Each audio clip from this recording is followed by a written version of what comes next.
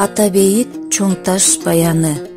Бүбүйра Кыдыралиева кыргыз элинин каймактары 1937-38 жылдарда Сталиндик катаал репрессиянын курмандыгы болгон Жусуп Абдрахманов, Төрөкул Айтматов, Касым Тыныстанов, Баялы Исакеев баштаган 137 кишинин сөөгү көмүлгөн Атабейиттин сырын ачкан.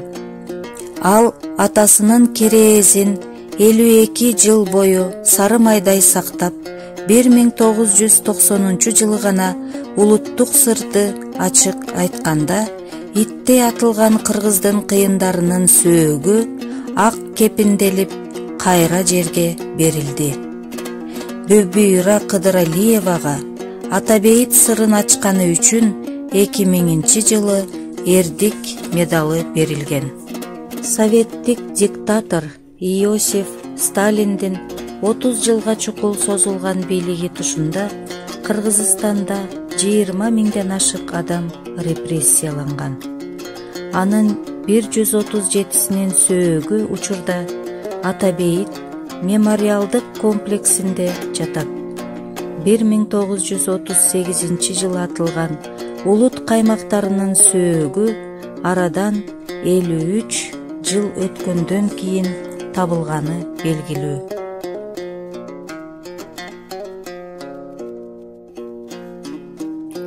Иманалы Айдарбеков Совет бийлигин орнотуу жана чыңдоо үчүн күрөшкөн.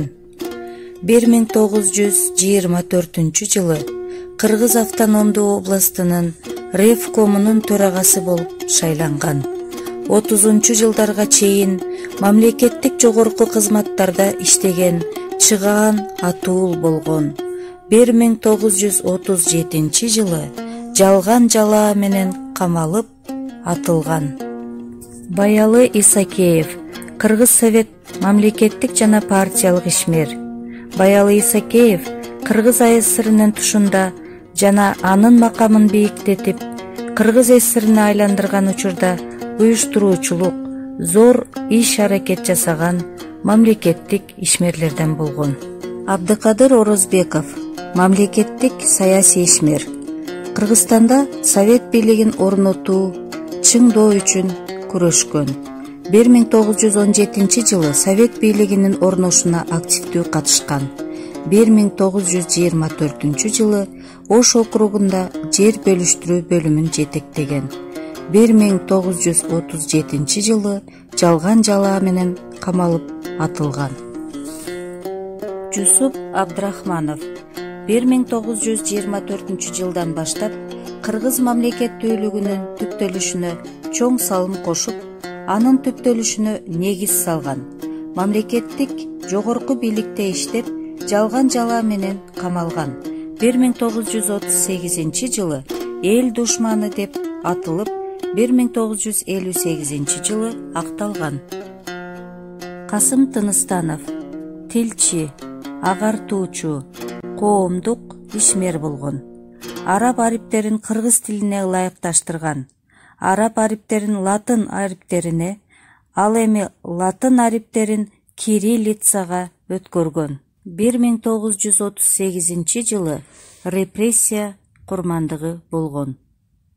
1991 жылы 30 августта Бишкекте аза күтүү митингиси болуп, андан соң репрессиянын курмандыктары алгач көмүлгөн жайга жакын жерге Ариет аза күтүү аземи менен коюлган.